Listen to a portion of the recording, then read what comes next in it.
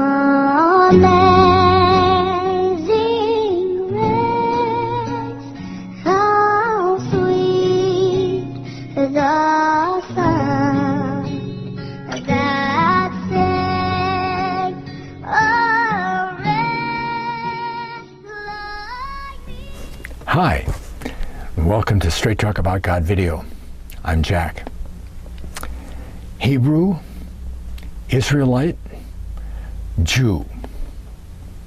Heyya, heyya, get your programs here. Can't tell the players without a program. Heyya. Who was the first Hebrew? Who was the first Israelite? Who was the first Jew?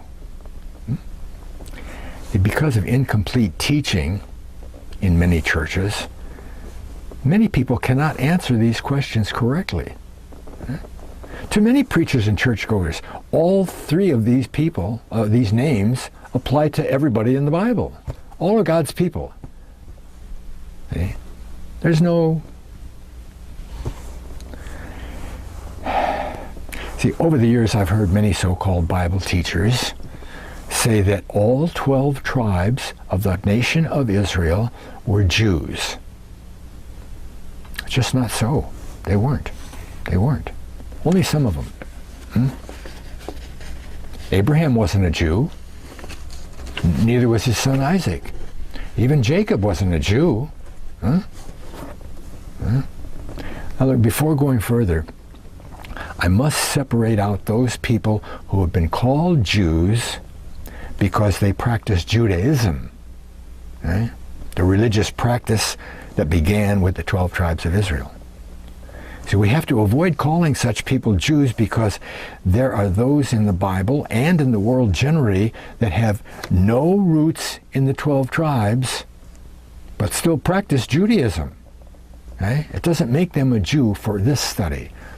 So then, who are the Jews? The only people that we're going to consider are Jews are born of the tribe of Judah, which is where the name Jew comes from. Judahite. Look it up in 2 Kings. First time Jews is used for the tribe of Judah. Okay? Who is Judah? Judah is the fourth born son of Jacob. And that's the answer to the second question. Who is the first Jew? Judah. That's where the name Jew comes from, Judah. Okay? Judah the man could be called the first Jew. And this is before the family was in Egypt, before the Exodus, before the Ten Commandments, before the Mosaic Law got added, before the religion called Judaism. I know the caveat is that the children of Judah were actually the Judahites. But we're going to say with Judah, okay? Well, if Abraham wasn't a Jew, what was he? Oh, Abraham wasn't a Jew. He wasn't an Israelite. Abraham was a Hebrew. A Hebrew. Who was the first Hebrew? Eber. E-B-E-R. Eber was Abraham's fifth great-grandfather. All of the patriarchal line after Eber were considered Hebrews. Hebrews. Peleg, Reu, Serug, Nair, and Abraham's father Terah were all Hebrews. And anyone who can trace their bloodline back to the Bible people is also a Hebrew. You might be other things, but you're also a Hebrew. Okay? You want to find out if somebody's anti-Semitic? Just tell them that if they can trace their heritage back to the British Isles or any of the other traditional Christian nations of Northwest Europe, that they are Hebrews. In fact, there are those people who are going to think that you're calling them a Jew. Because those are the ones that call all of the Israelites Jews. Right? And they're not all Jews. Right? Lastly, who was the first Israelite? First Israelite. Reuben. Reuben, Jacob's firstborn son, was the first Israelite. Because Jacob's name was changed to Israel? If Jacob's name hadn't been changed to Israel, Reuben would not be an Israelite. He'd be a Jacobite, right? An ite out of Jacob, okay? Israelite. So anyone that's born of Jacob's bloodline is an Israelite. Even Judah was an Israelite. The Jews are actually pretty special. They're all three, see? Jews are Hebrew Israelite Jews. Get that? Hebrew Israelite. Okay, that's all pretty straightforward. But it's necessary to keep in mind as we study the Bible, especially when we read about the Jews or the Israelites. See? We have to keep those folks separate or we're going to miss the meaning of what's being said. The most important distinction that we must hold is between the house of Judah, that's the nation, the house of Judah and the house of Israel. Two completely separate nations, right? For 200 years they were nations warring against each other and all that. 200 years. Separate nations. So you read House of Israel, if you think Jew, you don't know what's going on. Huh? And you know that most all of the prophecy in the Bible has already been fulfilled. I mean, the only things that are left are some of the prophecies for the last days, now, you know, the tribulation and all coming up, and the millennium. Almost all of the prophecy in the Bible has already been fulfilled. But how are you going to find that out unless you do some deep study? Okay?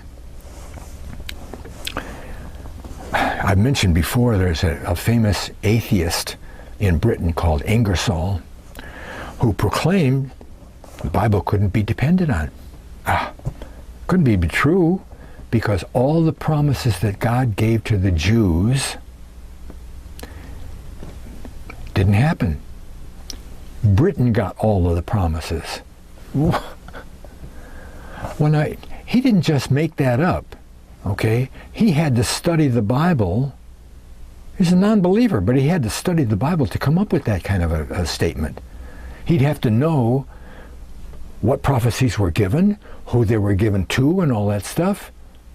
But the reason he said that the Jews didn't get the prophecies, that Britain got them, because he didn't know anything about the lost tribes. His study didn't go that deep, right?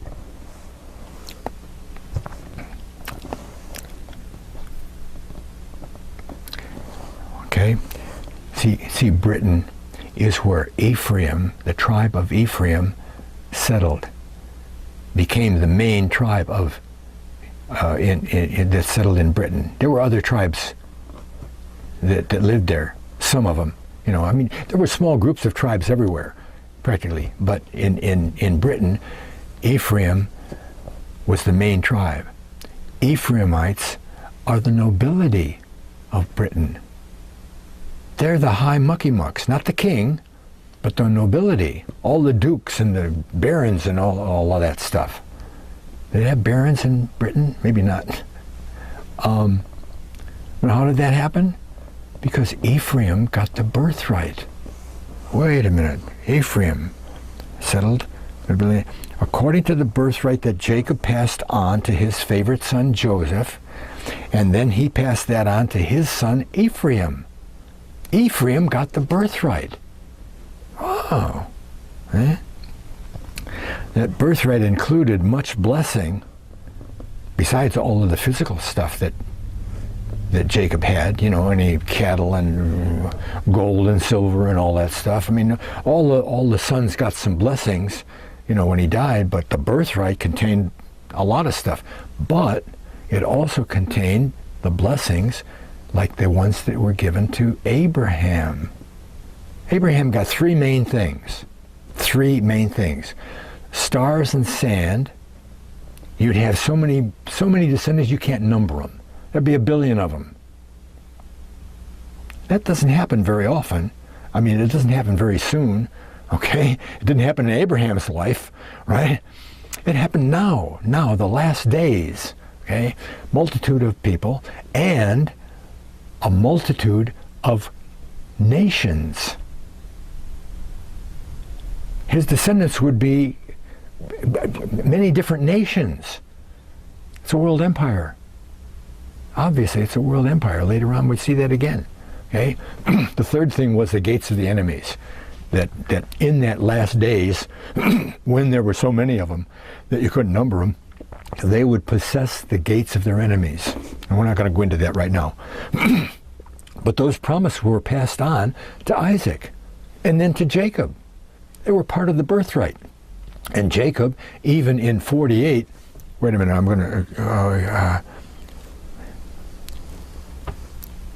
birthright passed when Jacob adopted the two sons of Joseph before he died.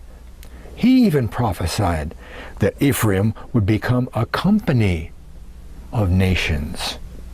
That's a world empire. Abraham was told he'd have kings and nations all together reigning at the same time, not one after the other. Okay? Well, either God changed his mind, or we haven't studied enough to find out if those birthright promises came true. Because they certainly didn't come true in the Holy Land. Ephraim was given the birthright down in Egypt, way down in Egypt.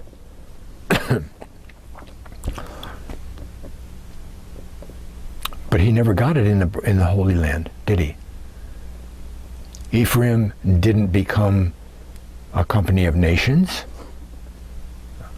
He headed up as the nobility of the lost tribes, the nation of Israel, for 200 years. Ephraim was the nobility and they ruled, but they didn't get the birthright. They weren't a company of nations. They didn't have a billion people. They didn't possess the gates of their enemies. Their enemies were all around them.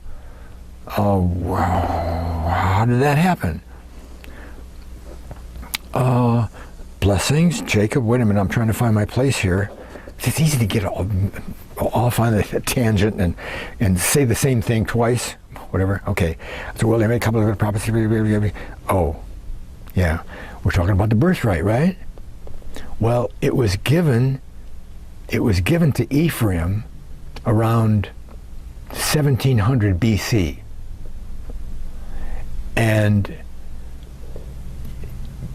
it took 700 years for the nation of Israel to be, 500 years for the nation of Israel in the Holy Land to become a nation, the 10 tribes, and then 200 more years went by when the nation split apart. They never got the birthright when they were in the Holy Land. Why is that? Because God said, when they were doing the Exodus, when they were when he passed down the laws and all that stuff, he said, you do it my way or I'll punish you 7 times. 7 times. And he repeats that 2 or 3 times to them. And this 7 times punishment period can be seen in several other different places in the Bible with different people. So Israel is going to be punished 7 times. Well, they got into the Holy Land and they weren't a nation yet until 921 BC, and they went right to paganism immediately, and they were there for 200 years. And they had wars, especially with Judah, and they had enemies, and bad stuff was happening to them all through that time. But that wasn't the punishment period, because they never got the birthright. So the punishment didn't end while they were in the Holy Land, which means that the 7 times wasn't 7 days, it wasn't 7 weeks, 7 months, it wasn't even 7 years. I mean, they were in the Holy Land for 700 years. And When did the punishment? The worst thing that happened to the house of Israel was when they got conquered and taken completely away and they lost their nation. 721 BC. And Assyria put them up between the Caspian and the Black Sea and underneath the Caucasus Mountains. 721 BC. Okay, now we've got a beginning for a punishment period, right? Okay. And this is Ephraim we're talking about. They get punished 7 times, but it's not 7 days or months or years. What other numbers have we got to work with? We've got a number of 360 to work with because that's the number of days in a year. And when you do the study on the thing, you find out that it's 360 year periods. 7 periods of 360 years. 7 times 360 is 2,520. So Ephraim had to wait from 721 for 2,520 years before the birthright could kick in. And it did. It did. Oh, wait a second. Next page. Next page.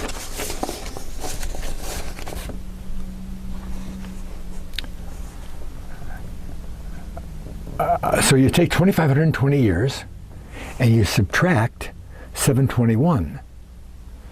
And when you cross the line between BC and AD, you have 2 ones, so you have to take 1 away. Okay? And when you do that, you come up with 1800. 1800. 1800 is when the British Empire started to really blossom and become the greatest empire in the world. Right? They beat everybody. They beat the Dutch, French, all that. Okay? 1800.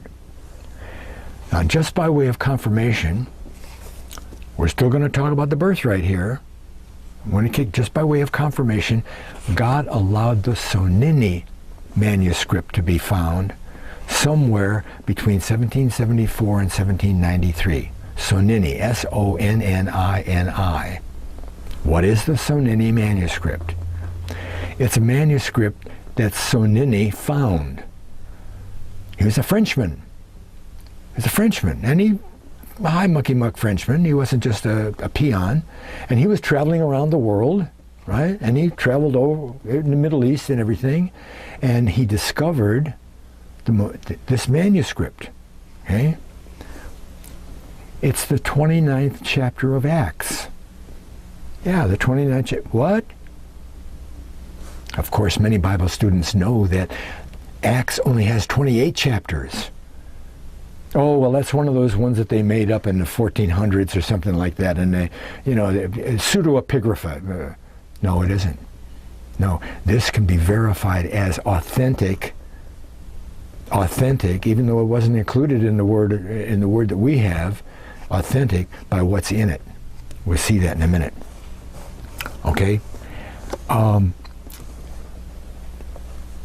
Certainly found this in the archives of Constantinople, right? And because he was a high mucky-muck guy, the potentate gave him the thing. He gave it to him. Okay, he took it back and it got translated about 1799 and wasn't available until like 1800, when the birthright kicked in. See? Okay?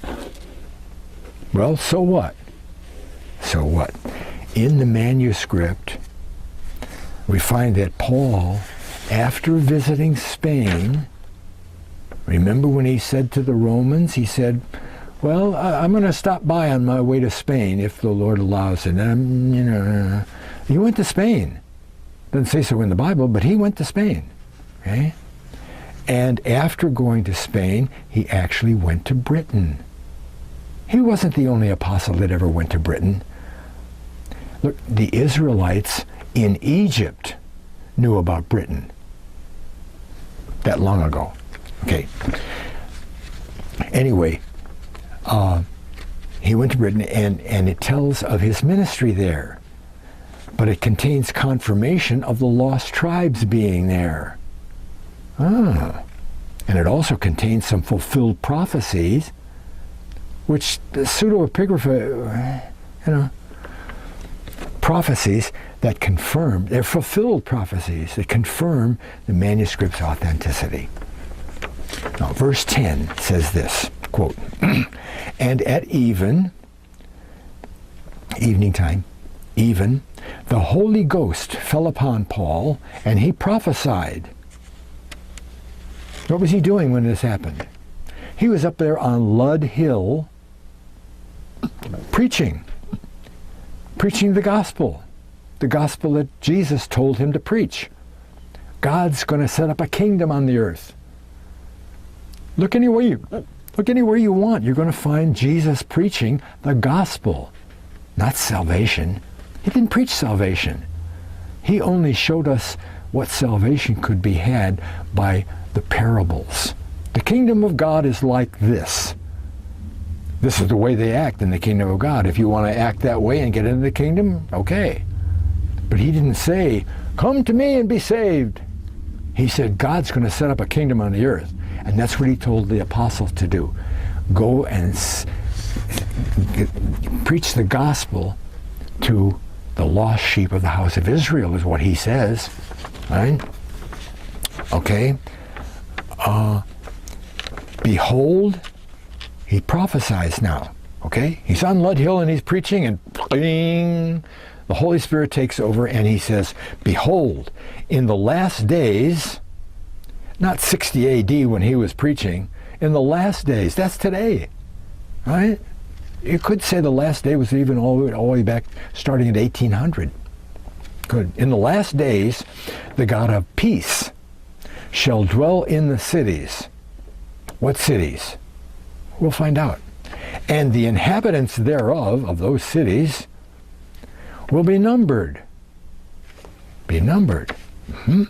And in the seventh numbering, their eyes shall be opened, and the glory of their inheritance will shine forth.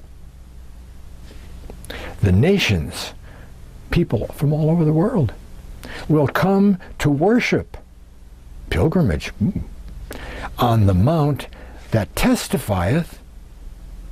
The mount testifies to the long-suffering and the patience of the servant of the Lord.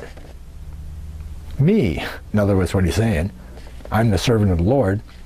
People are going to come from everywhere and testify to what I did. Whoa! How full is that, just that one verse? There's all kinds of good stuff in there. All right? A few of the things have been fulfilled. Okay? Well, he's in Britain. He's talking about the cities of Britain. The God of peace.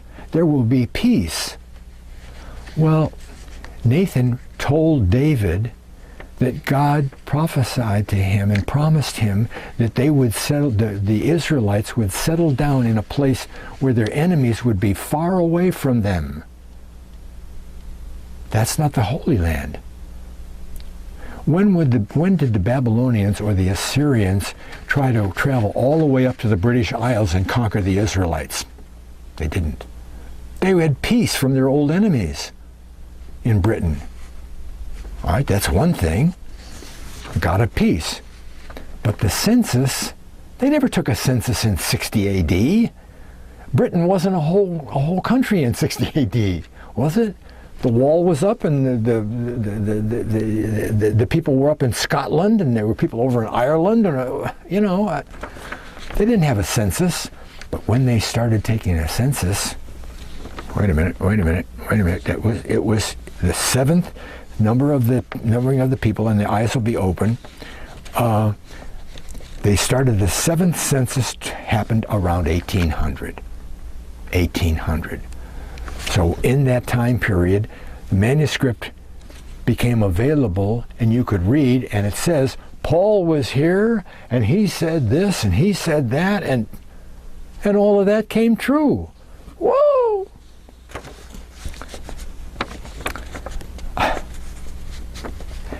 People will come on pilgrimages from around the world to testify about Paul. Paul was great. Oh, Paul, How is that? Because where he was preaching on Lud Hill, it says,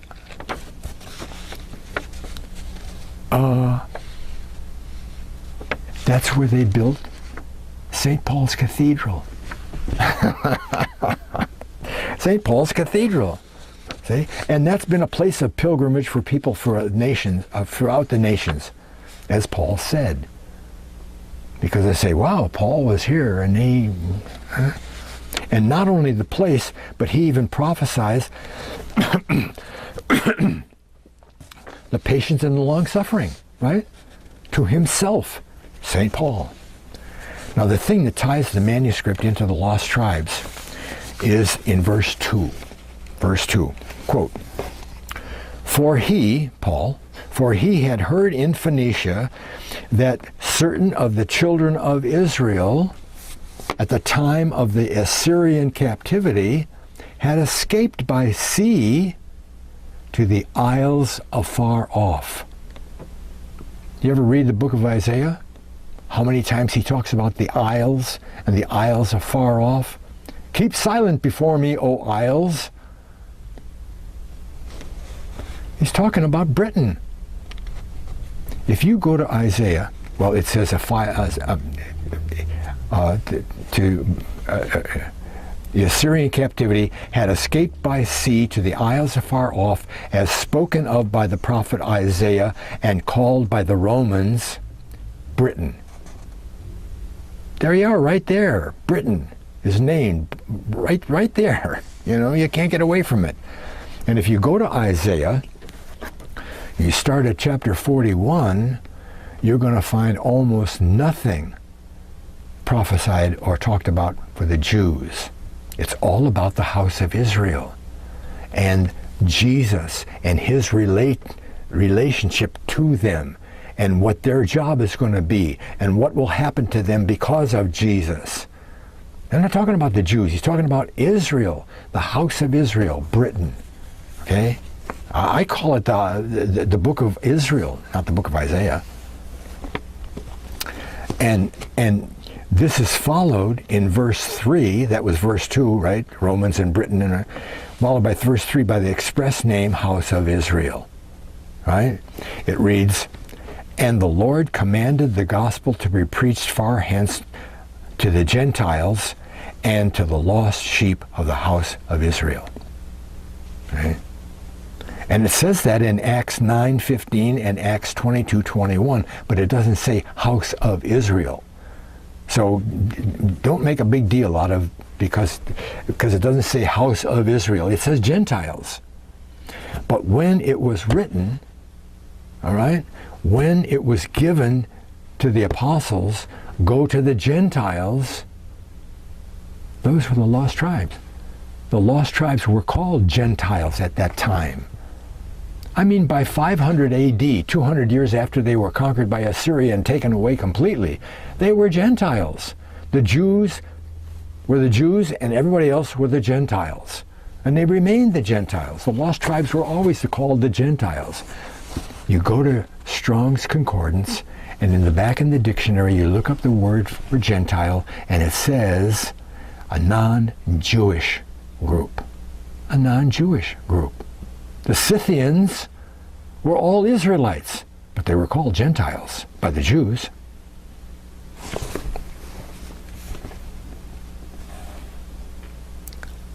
If you do a little bit of a deep study on the lost tribes, you're going to find out that every place that Paul went was where the lost tribes went and settled or migrated out of at some time. They were all lost tribes. All across the North Mediterranean were the lost tribes, right? The Gauls. This is a really good example. The Gauls. You know where Gaul was? Gaul was France. Before it was France, it was Gaul. And why was it Gaul? Because the Gauls moved into that area. Where did they come from? They came from underneath the Black Sea and moved west as the Sumerians initially in groups. There's a lot of people. probably more than 1 million people, okay? So there might be a 100,000 of them in one group, and they'd be called different names that way. But the Sumerians moved out as Sumerians, and then one of the groups of people were called Gauls, and they made their way all the way over into France, which became Gaul. I think it was the Romans who named them Gauls. And then after a while, a large enough group of them said, well, we want to go back to our other home, where we started out, okay, underneath the Black Sea. So they traveled west or east, and I think they were part of the ones that hit Rome on the way back there, and they settled back in underneath the Black Sea. And Paul went there and talked to them and started a church, preached to them as the Galatians. That's who the Galatians were. They were Israelites. Wonderful stuff. Understanding prophecy in the Bible depends on knowing who are the Jews and who are not. And the terms Hebrew, Israelite, Jew, and house of Israel must be kept separate. You must know who's being talked about here. They aren't all Jews, especially that. Right? And for your own study, it's really necessary that you go through and you find out how many other names are called by the house of Israel. There's 7 or 8 different names, see? And if you say house of Israel, or the Ephraimites, they're not Jews. You know, there's only one tribe that are Jews, and that's Judah. Okay? House of Israel, house of Isaac. The Persians called the house of Israel the house of Isaac, because that's what they called themselves sometimes. The Assyrians didn't call them the house of Isaac. They called them the house of Omri. The Bible calls them the house of Jacob sometimes. Sometimes the house of Ephraim. House of Joseph is in there. Ephraim by itself. Jacob by itself. Samaria, after the kingdom of the capital city. And because of Samaria being the capital city, some of the Assyrians called them the house of Omri, and the O is a guttural. So it became Omri, because Omri was the second king, or the 6th king, and he moved the capital, I think it was probably in Shechem at that time, he moved it to Samaria, and it became Samaria, okay? All those names are names for the same people. Hey, get your programs here. You can't tell the players without a program. Thanks a lot for watching. God bless.